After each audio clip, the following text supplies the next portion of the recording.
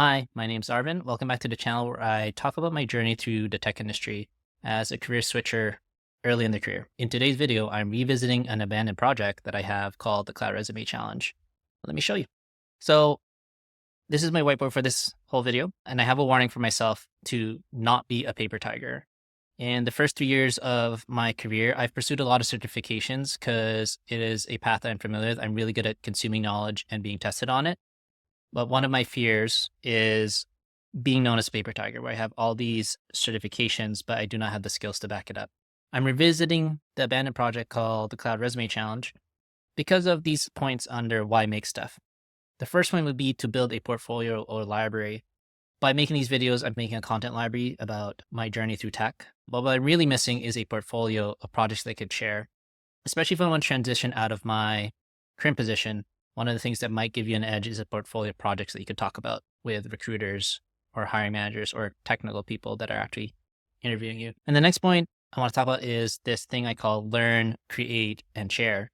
In the last 3 years, I've been learning a lot of new things by earning these cloud certifications, and I've been sharing about them through videos like these and LinkedIn posts and blog posts.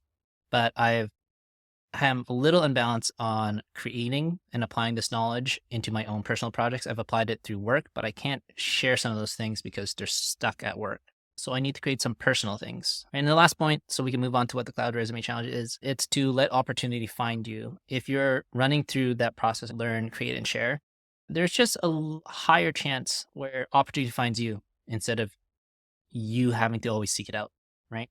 At least that's what I believe, which lets us move on to this next point. What is the Cloud Resume Challenge, right? I don't really want to explain it all by myself, so we're going to visit the homepage here, which I have here. The Cloud Resume homepage would say it's a proven way to advance your cloud career. I did buy the ebook for this, but you can get a lot about what the challenge is by going through the Take Challenge button here. And there's 3 different kinds for the 3 big cloud providers. I did one in Azure, so we'll click on that. And the Cloud Resume Challenge is just a way to get a little bit of structure. They don't actually teach you how to do it, but they'll give you like some decent pointers on how to build it and what to build. And it's outlined here in these steps from 1 to 16. The first one is certification. The first step here would be to just get the AZ 900 and then start building. Step 2 was HTML. Write out the HTML so that you have a website with content on it. And then closely related to that is CSS, so you style it. So there are examples here of like just a really basic resume like that. I wanted to recreate my resume, which looks like this. And I started imagining these into HTML elements. One of the things you could do on the cloud is to host that as a static website. So that's what they're doing by putting it in an Azure storage resource. Step 5 is HTTPS to add a little bit of security and adding a CDN to your website. So it's served more locally to wherever your users are viewing it. Coming up with DNS so that you have a nicer link to share for your resume. Step 7 is JavaScript, where you add a visitor counter to somewhere on your page to increment the number when someone visits the page. That number is going to be stored in a database. It's going to be Azure Cosmos DB. Number 9 would be the API and Azure Functions with an HTTP trigger, where, when you visit the site, there will be a script that will hit the API endpoint, and the API endpoint increments the number and updates the table. Step 10 is to write that function in Python. I actually ended up doing it in JavaScript because I was in the tail end of my bootcamp last year. And this is where I stopped. We're in tests. I decided the most basic test is like to test whether the API actually updates the table. And that's all I did. These are the parts that I haven't finished. Infrastructure as code. It talks about using an Azure Resource Manager template. There is also a version of this where you go do Terraform. That would be the more popular skill to work on these days. Step 13 is source control.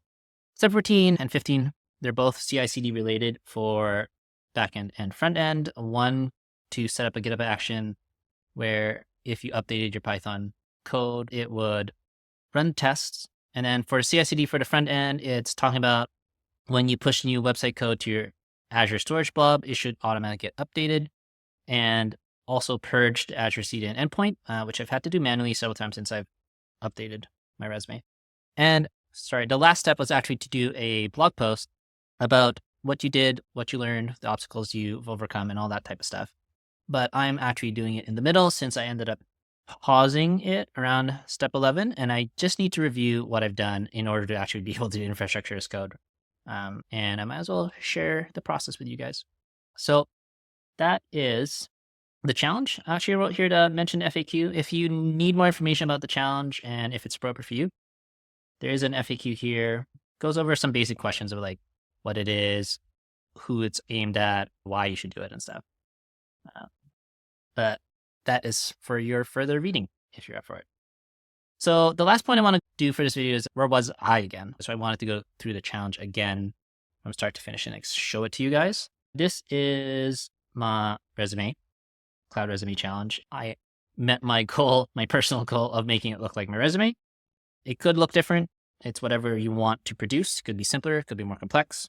But I really just wanted to have more hands-on experience on handling cloud resources and deploying things on my own outside of work, right? I did make it responsive where if it changed size, it would kind of alter the layout so the experience would be up first. I limited it to the medium size so I don't create too much work for myself on the styling. So that's what I have for the HTML, CSS, and like the front end bit. The parts that you can't see just by visiting the website are maybe everything related to the script that hits the API and the table. So I decided I should open up my Azure resource groups. I'll show you guys here. All you need is a storage account with static website hosting enabled. And like the guide said, it should have HTTPS and a CDN. If we go a little deeper into the front end, you can see that the website, if I go into the storage browser, has a certain structure, which looks like this. Actually has an error page, index page, the styles, and the scripts, right? And then for the backend, if we go back to here, the backend is supported by these things. And by doing this project, you kind of have like the full stack experience. This is why it's a decent challenge to go through. It's not like a tutorial or an exercise where they give you a lot of guidance on how to do it. You actually have to stumble through and figure out yourself in using the docs. Now that I'm done with that little bit of a tour and I've revisited the project myself, I took you guys along with me. Hopefully that wasn't too bad.